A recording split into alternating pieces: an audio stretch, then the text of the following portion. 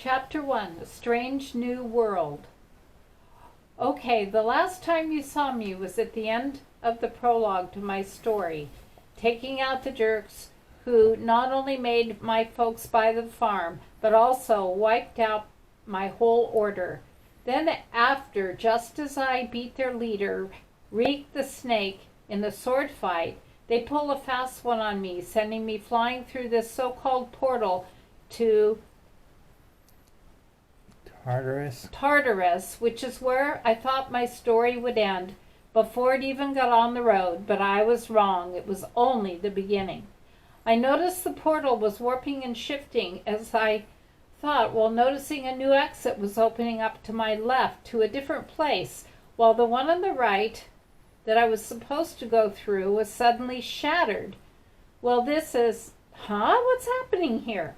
I watched as a vortex pulled me into the new portal exit, which in the middle of this sky, 7,000 feet off the ground. Too fast, I'm falling too fast to open my wings, but I have to. Princess Luna was going for a moonlight stroll through the flowery fields when she thought as she sensed a strong world-level magic spell being used.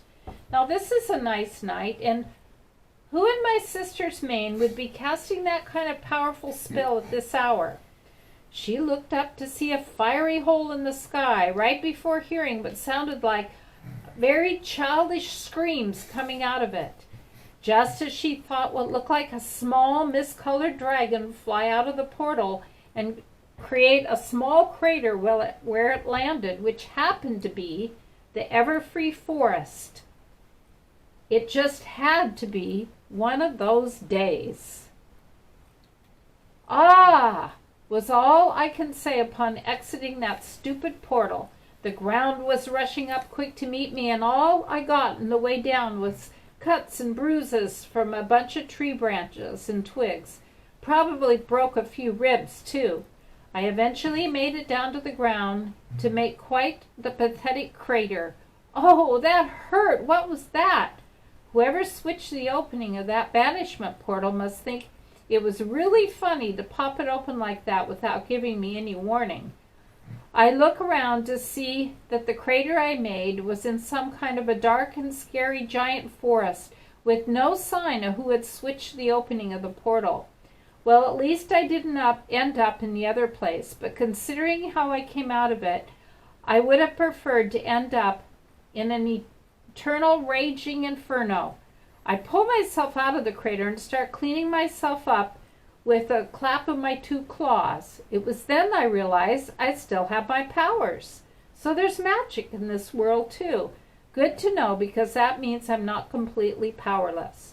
But I don't recognize this place from any of the worlds who had forests that my folks talked about going to on their travels. So best guess is this is a whole new and uncharted one that the Order has never gone to before. The Order. I suddenly remembered the events of the prologue and let out a heavy sigh, knowing that me being the last of the family that ran the balance order meant it was my job to rebuild it. I suddenly heard a flapping sound and turned to look up at what appeared to be a tall flying creature flying towards me. So I pull out my family's crest shield, ready for combat, as much as I can be. I don't have enough time to heal myself. Whoa! Hey, chill! I mean now no harm! Came what sounded like a royal voice, at least I think from the flying creature before it lands 10 feet away from me, right in my field of vision. It was female like me, but I had no idea what I'm looking at. She appeared to me more equine than I am, as her whole body was that of a horse, while I just have my head, but it also has a drill-looking long, thin horn on its forehead and a pair of angel-looking wings. Who are thee, and why does thee look like discord, and is thou okay? What in Hades is a discord? They must have a dark conquest here, and only one, so she's doing a comparison because I'm the second one she's met. I think before sensing how powerful she is. Well, great. She's as powerful as me, probably even more, but I take this moment to try and move towards a friendly conversation. I don't know who this Discord is, but if it looks like anything like me, then understand there's no relation to this person you're talking about, except we're probably just the same species. Name's Jericho, and as for if I'm okay, just a few cuts and bruises from the fall, probably a few broken ribs too. I came falling out of that portal, Hades' headache of a portal, too fast to open my wings in time to slow down my descent. Oh, let me take a look, said the strange horse-looking creature before taking a hoof step forward. I raised an eyebrow in my shield like I was going to throw it at her. I just wish to help you. I know a healing spell that will numb the pain until we get you to a doctor.